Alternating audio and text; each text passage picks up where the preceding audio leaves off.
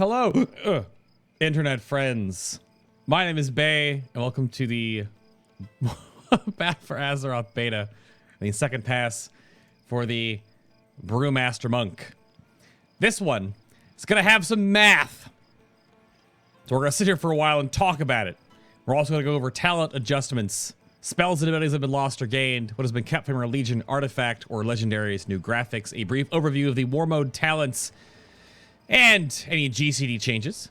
There will be no true gameplay in this series, and this one in particular, it's a tank episode, so I'll go get smacked down by the target dummy, but there's no real gameplay in this. So consider more of a one-man podcast walkthrough primer of what your spec will be like going from Legion into the Battle for Azeroth. The entire second pass testing VOD is located over on my Twitch channel. It is linked in the description down below if you want to go check that out, where we go into a lot more of the math, as well as around the midnight-ish mark in the clock in the actual VOD, I show off the war mode talents and the troll CC ad infinitum build. Not really infinite, it's just really trolly. You can go check that out in more detail in, of course, the VOD. And then any thoughts, questions, concerns you have, leave them down below in the comment section. That's what it's there for.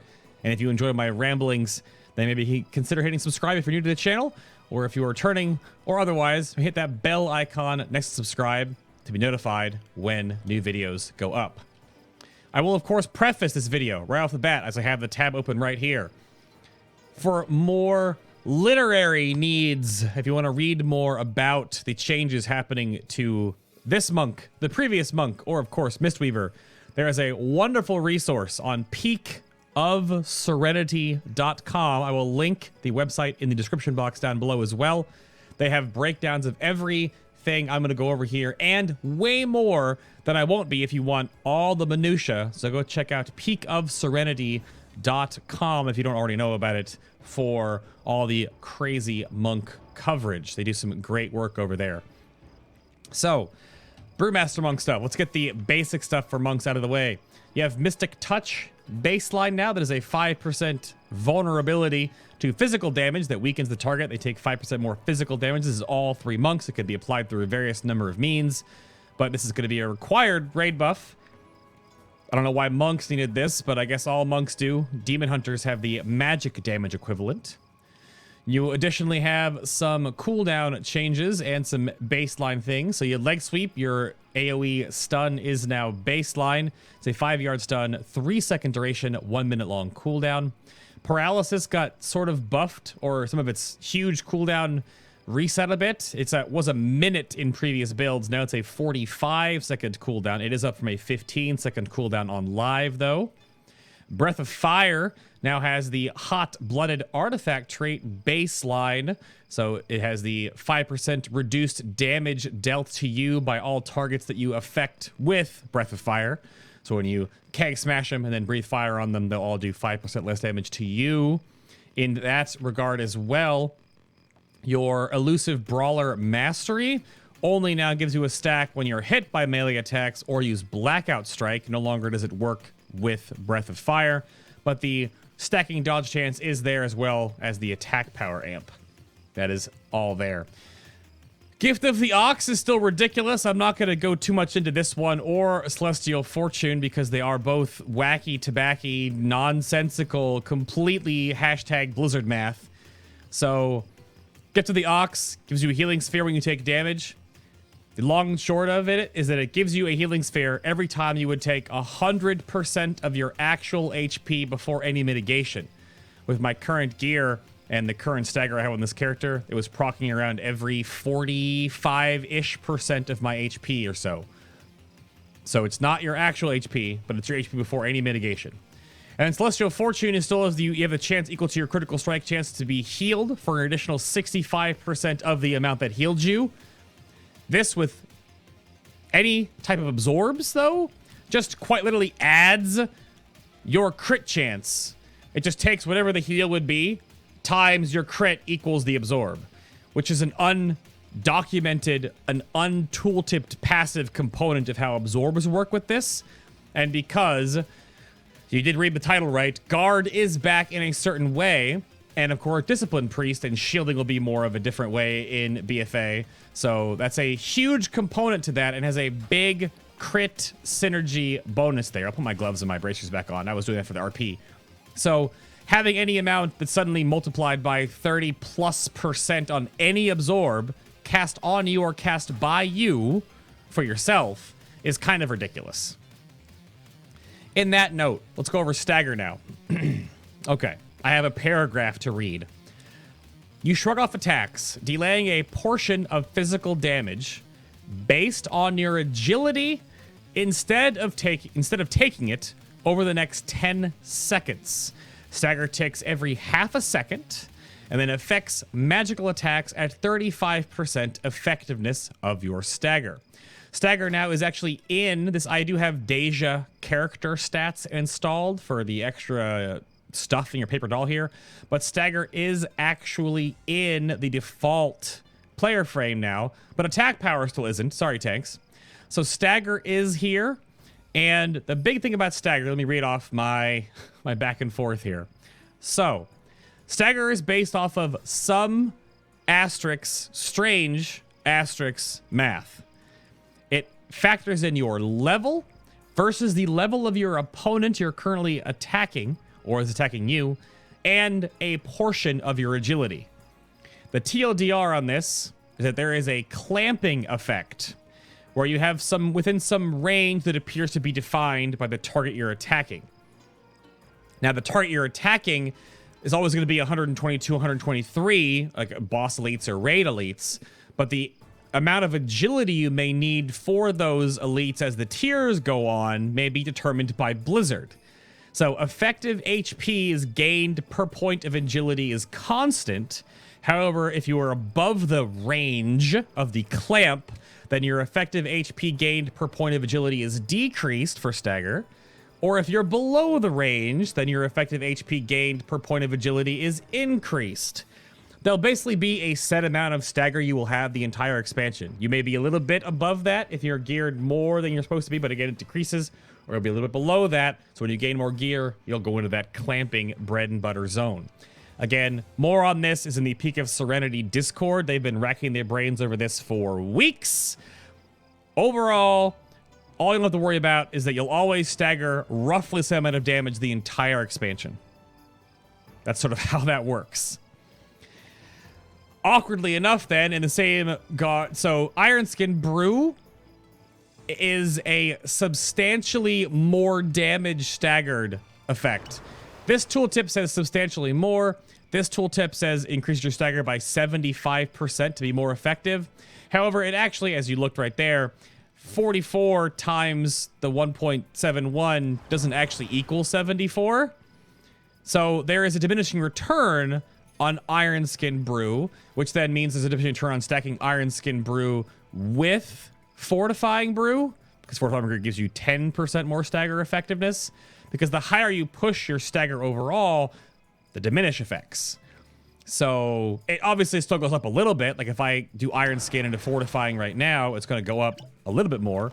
But that only went up 7%, but it should have gone up 10%. It's not how that works. So there's all these back-end multipliers across the board. See right now, it's just the 10% effectiveness. It goes up to 55 from 44, which isn't also 10. That's 10% more, but it might not be, or it might be a little more because of, again, madness. Absolute, complete madness. It works. Stagger is a thing. Just deal with it, I guess. It's so wonky. So, Brewmasters will still sort of value the haste stat to a certain degree. So right now there is this back and forth on how much haste you're going to want. On live right now, the 14.3 is very much there because you live in an era of Blackout combo and Keg Smash. Keg Smash and Tiger Palm still do the 4 seconds off of your brews, and you want, you know, a certain amount of haste to have a certain cooldown on Keg Smash. But that may not be the thing anymore now. So secondary stats for the Brewmaster Monk are very tailorable to fashion for the Brewmaster Monk in BFA that can be tweaked per encounter. All secondaries currently provide a strong defensive situational benefit. What situation you're in will be determined by what content you're running and what kind of gearing setup you may be, you know, going towards and of course your your Azerite traits are going to play into this as well.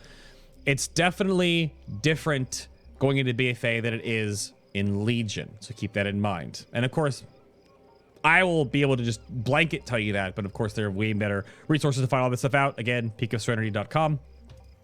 So the animations you're going to see here when I'm walking around with Fuzan are only with Fuzan if you actually use the transmog to the Wanderer's Companion. If you do not do that, you will have the original staff animations. So if you have Fuzan out like this versus like this, or like this. So depending on what animations you would like to use with your polearms or staves, if you want the Fuzan style stance, you need to transmog it to any of the Wanderer's Companion skins. Additionally, you'll also have that Stagger's magic there, as we were going over all the Stagger stuff. It's 35% effectiveness for magic attacks, so that's 35% of whatever your actual Stagger says it is. It was 20% in previous builds, but as we'll go through later, Mystic Vitality has been removed, so they just kind of bumped up your baseline spell power stagger, or spell damage, magic damage stagger. And to clarify, it says magical attacks. It actually is anything that pierces armor, so it's magical attacks and bleeds, or any special abilities that bosses do that says bypasses armor, or anything of the like. So it's not just magic, so keep that in mind as well. And brew changes. Iron Skin Brew, Purifying Brew. They are now on a 14-second recharge, down from 21 compared to live. You will be using your brews a lot more often. Iron Skin lasts for 7 seconds. And again, has the substantially more damage stagger effect. Purifying Brew is 50% more of your damage is then delayed with stagger is purified, up from 40. And again, Iron Skin Brew has some weird diminishing returns. I was told that it kind of doubles your effective HP for 7 seconds when you do pop an Iron Skin Brew. But overall, Brewmaster Monk's gonna feel the exact same. Like the overall rotation will feel the same. You're going to definitely want to be hitting your brews a little more often to keep purging your stagger. Toss up a guard there real quick. We'll go over guard a little bit later. And let's drink this last one. Throw some special deliveries. There you go. Get that expel harp. Yeah. So there is going to be not a whole lot of rotational fundamental differences with the Brewmaster Monk. It is still very, very, very not great on self-sustain and solo healing. It's just not. However, it is still such a hugely beneficial tank when you actually have a healer. That is still very much a thing. Floating at high stagger, but getting consistently healed, proccing off additional Gift of the Oxes to then have the burst expel harms is very much, that's how you're used to it, right? But overall, you're going to feel weak when you're alone, and you're going to feel strong whether with a healer or with any off heals or any triage. That is how it's going to be. But everything else is the same still. Blackout Strike still gives you a stack of your mastery. Keg Smash still has the slow on it. It's only 20% slow versus the 50% on live that has been cut down a little bit. Provoke still has the ability to target your Angry Dave statue, and it still has the movement speed increase on it. Expel Harm is still 10% of the damage. The 10% of the amount healed is the damage from expelling the chi. These are all the same. Transcendence Transfer was nerfed by a little bit, I guess, or the cooldown was increased. So it's a 45-second swap, less of a deal for Brewmaster in a way. And everything else remains the same as you are used to on live. Brewmaster's balance is still 25% armor, for example. You can go check all that out. But that is all the same other than all those baseline changes. The whole drinking brews more often is going to be a lot more prevalent with the Brewmaster Monk compared to what you're used to on live right now. You're definitely going to want to use your brews a lot more aggressively. Timing a 50% purify after getting smacked in the face for a whole heap and a load of damage is going to be a lot of active mitigation. because you can put so much into stagger. I mean, even my current amount right here against this target, 74% of their incoming damage goes into stagger. So if I take a 10k hit, 7k of that or so goes into stagger, then you could purify half of that off just like that. So the power of stagger is still very much there, but you'll be using it and rotating through it a lot more often. Talent-wise, let's bring up the talent calculator from the live version of your talents. Not a whole lot has actually changed here, though. So Gift of the Mists is gone. Oh, no. Mystic Vitality, as I commented earlier, and then Elusive Dance is gone. Your new talents are Spitfire in a very weird spot. You saw the resets a little while ago. This is a Tiger Palm has a 25% chance to reset Breath of Fire. It closes the 20-ish% gap in the downtime, because Breath of Fire has a downtime. It's up for 12 seconds, down for 15, so it's 3 seconds there where it's not up. But this is a weird place to put it because it competes with Black Ox Brew, which did have its cooldown increased to 2 minutes, up from 90 seconds. Of course, it still works with brews, so you still can cool it down normally.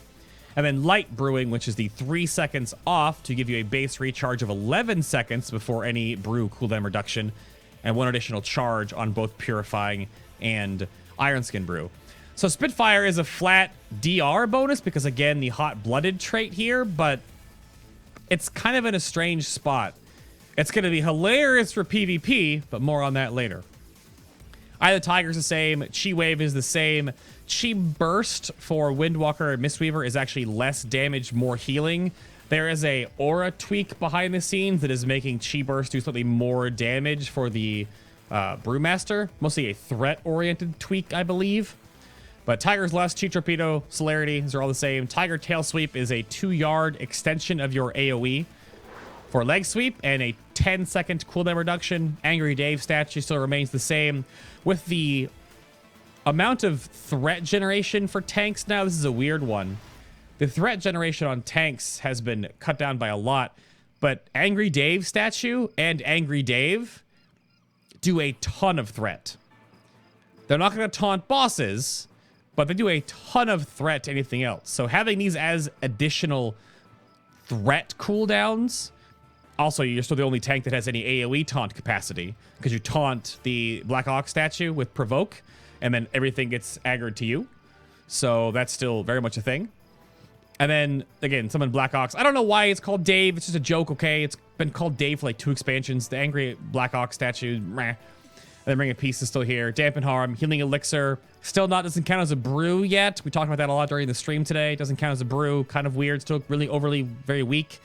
It's a 30-second recharge for 15% max health versus the Guardian Druids version. The same cooldown for 25% of their max health. As a hot, this is instant, but it's still just weaker as any tank self-healing. The automatic proc at 35% health or lower has been removed, though. This is a good thing, because now if you're low health and you want to stay at lower health to stay at high stagger, for example, and you're just going to Iron Skin Brew a lot, and you have heals incoming, you don't want to heal for anything, Healing Elixir will no longer proc. It's there when you need it to. Bob and Weave, this is your legendary ring. This adds 3 seconds to the duration of stagger. You've seen it when I was getting hit earlier. So this means that instead of having 10 seconds of fall off, you have 13. This adds 6 more ticks to stagger, adding more ticks to the overall accordion there, which means that your stagger is then cut down by a little bit less because it adds 6 more ticks of it, which means you could actually stack it a little bit faster, I was told. But then you'll also purify more. There's a whole bunch. Talking about it in chat today, I was told that there's like a small novel written about just Bob and Weave and how powerful this talent is. But Dampen Harm is also still very strong. That's just why Healing Elixir is also very weak. But you'll get more power out of Healing Elixir when you're soloing than you will with Dampen Harm or Bob and Weave anyway. But it could still be like 20% HP Blizzard. That would be nice. Special Delivery still remains the same. Still has the 50% snare. RJW remains the same as you're used to right now. And again, the Angry Black Ox himself, Dave, 45-second cooldown. And he has a pet bar when you summon him, and you can remove him from combat in a way. I was doing it the other day on stream, but still very, very strong. Blackout Combo, we'll go over this real quick. There are very few times that I will ever bring up and use the word nerf directly because there are two different games we're talking about here, two different sets of numbers behind both games. In this sense, though, because you are actually losing, of course, the multipliers on the facepalm relics, Tiger Palm is cut down to 100% damage, just double instead of triple. It's definitely a nerf. Still a DPS increase, though, in the realm of BFA, depending on your stagger level. Breath of Fire cooldown goes down by 3 seconds. So you have full uptime on that, which then kind of diminishes Spitfire's chance, other than just like Spitfire doing more damage, I guess, or having more uptime on the actual dot. On more targets if you're target, whatever. Keg Smash, extra brew cooldown, Iron Skin Brew, pause stagger damage for 3 seconds, which can and can't be really beneficial. The Purifying Brew Mastery synergy was removed in the last build, which does take some diminishing power out of the Blackout combo itself. I still think this should be baseline though, but whatever. And then you have High Tolerance. This is why I caveated the DPS increase. I was told High Tolerance now because you want to stay at medium to high stagger in raids. The additional haste, the GCD interaction that would have with cooldowns then is actually more damage. So that's the weird part about High Tolerance now being wicked strong overall. And then, okay, we finally come to it. We'll talk about Guard. All right, the namesake of this video, because I'm not trolling. My titles are not clickbait. They're just supposed to be like, ooh, titles. Because I'm not lying to you. Guard is back. It's right there. Clickbait's usually misleading. Literally looking at Guard, it's right there. So 30-second cooldown. You guard against future attacks, causing the next 7,130 damage, or actually 9,462 again because of...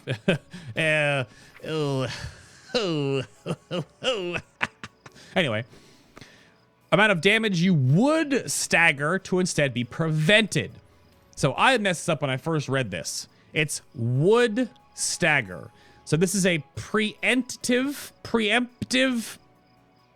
shield to incoming stagger damage. So if I am staggering 74% of incoming damage, the first roughly 10,000 of it will go into the actual shield and not go into my face. The rest, of course, that's not being staggered goes into my face, right? But that is how Guard works. It prevents the incoming staggerable damage from, whoops, going into my monk face.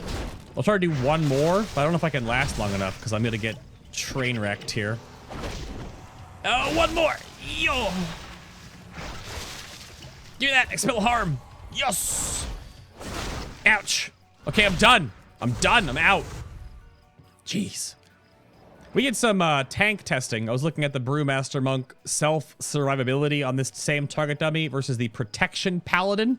The Protection Paladin can last almost a minute, blowing all of its cooldowns. A super defensive Brewmaster build, I was getting like 36 seconds on average in this crappy gear, of course. But Brewmaster needs a healer. It really does need a healer.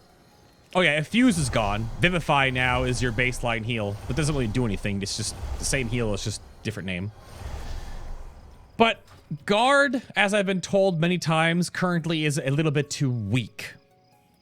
The issue I have with that sentence, and many of the YouTube comments that may just go, excuse me, it cannot get too strong because then it's almost back to the old style of Guard. Now, it's not like the bubble, I'm immune, haha, because again, about 30-ish%, 25% or so of the damage is still going to go right to your face. This only prevents staggered damage. The burst stagger you can definitely mitigate and then put into magic stagger. Also helps with making Guard a big deal for brunting magic damage, which is what the point of Guard will most likely be.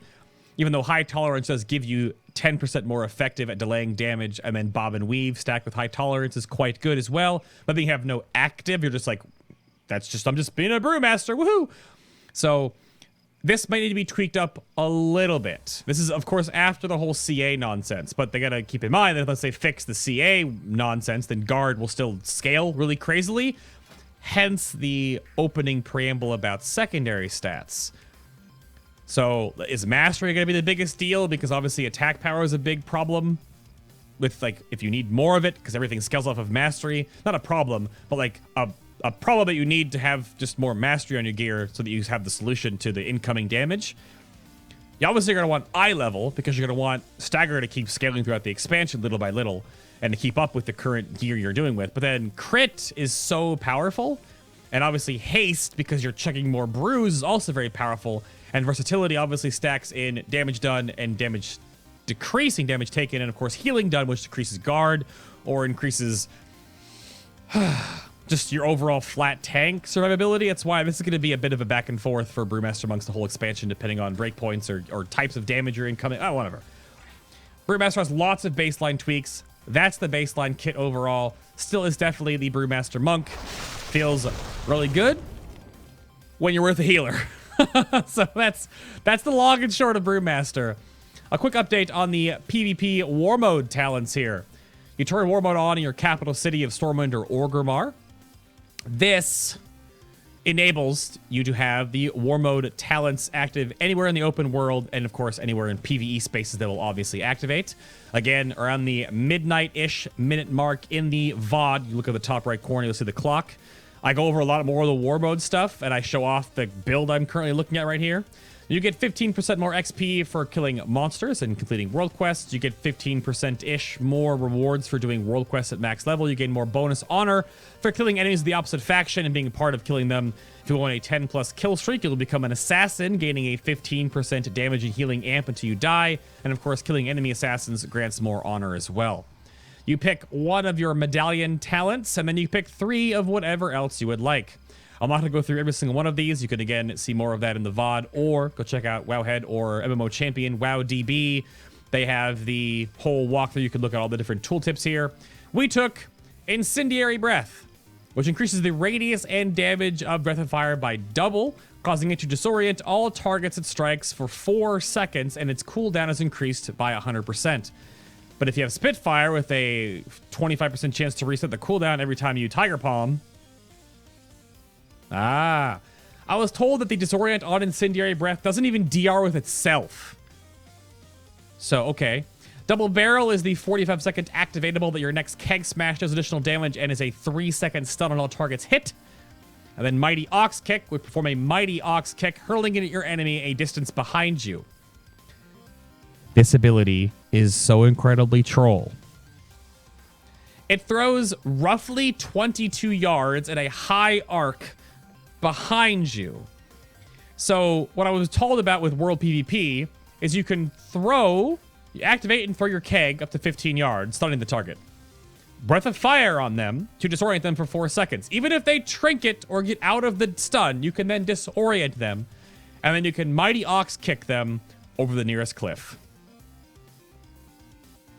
It's really funny the amount of CC and peel you can do with this build in the open world. It will be really funny to see a montage of people getting Mighty Ox kicked off the top of any peak or mountain or any nearby ledge or into some ravine or some crevasse.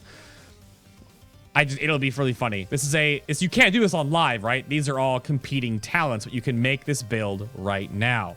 And any other combination you would like to therein. So please pick and choose. Leave a comment down below. Let me know what kind of crazy builds you would like to put together for this mode and be a tank in PvP. This is so funny. Again, check out the VOD.